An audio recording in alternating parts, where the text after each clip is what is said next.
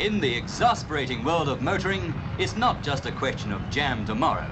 It's jam today and every day. And the more cars there are on the roads, the longer it takes to drive to work, if you must drive to work. If you're on four wheels, you go by stops and starts, but on two wheels, the stops are fewer. A motor scooter, for instance, can weave in and out of the traffic. Some motorists look on them as a bit of a nuisance, but they often leave the highest powered car in the jam just standing.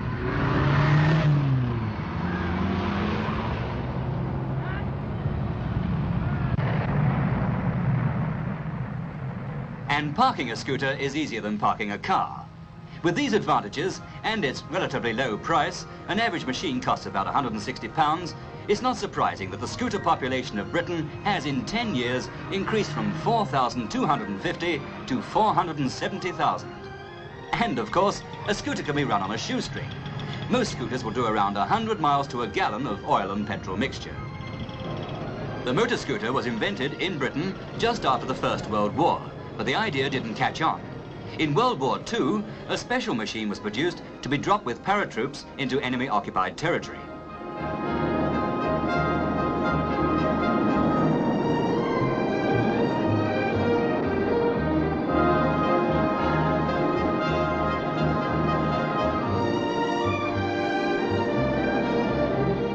This miniature, called a corgi, came down by parachute, folded up in its own container. It was easily unfolded and was ready for use in a few seconds.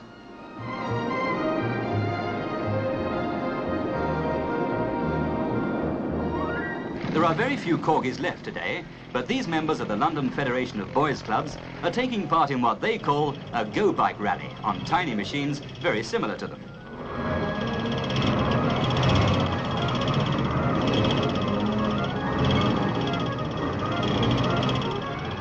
Today's version of the corgi has no gears and is very simple to drive, and it doesn't go very fast.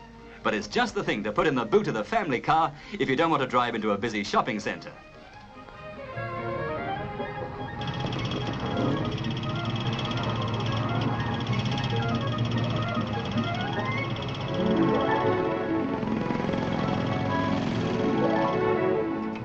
This little runabout is really halfway between a motorcycle and a scooter. The true motor scooter, however small, is in law a motorcycle, but it has three main differences. The wheels are very much smaller, it has an open frame with a foot platform, and all its working parts are completely enclosed. Phew, what a getaway! Like a motorcyclist, a learner on a scooter doesn't have to be accompanied.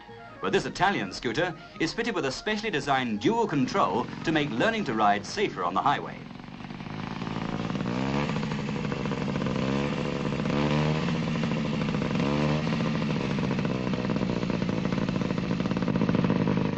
After the Second World War, Italy went into the scooter business in a big way, and they're still the biggest producers in the world.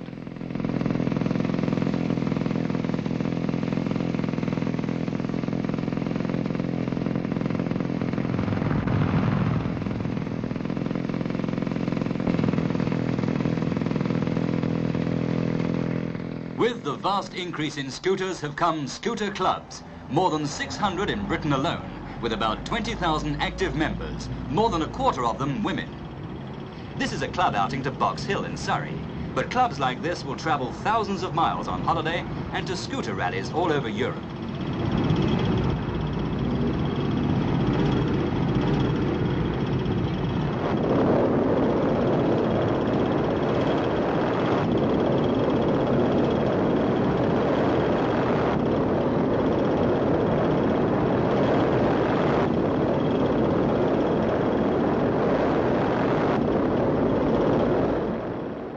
One advantage of getting to the top of any hill is that you can get away from the crowd and the noise.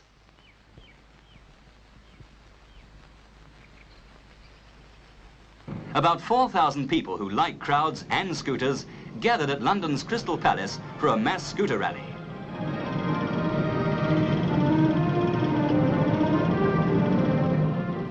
And some drivers gave an exhibition of their skill at getting round obstacles.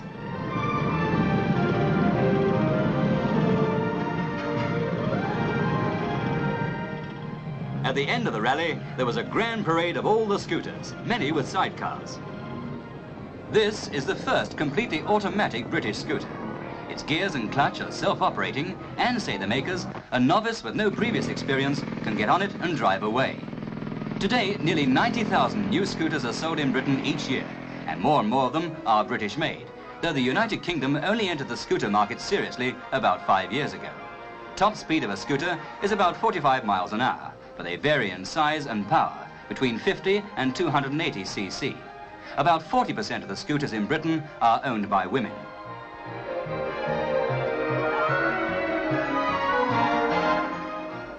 This new light scooter has been designed with women in mind, but before it reaches the public, it is man-tested.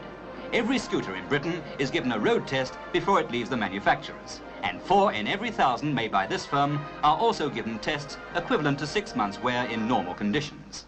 Of course, these scooters never reach the shops. Here, on a tank testing course, a new scooter is put through its paces. Upper gradient of 1 in 2 over soft, loose ground to test power, road holding, steering and general strength. Rushing downhill and hitting bumps to test the suspension.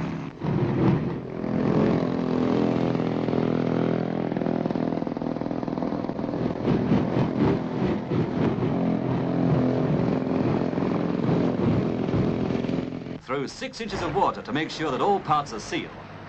If a scooter survives this sort of thing, it should stand up to Mum popping round to the shops on it, even if she's a heavyweight. After the test, the scooter will be taken to pieces and examined, so that, if necessary, modifications can be made to future models. Today, scootering is another motorized sport that has become international. To this rally at London's Haringey Stadium came visitors from 13 European countries, as well as Africa and the United States, and many took part in the competitions. There are still scooters, of course, without even the tiniest engine, which rely on child power or manpower.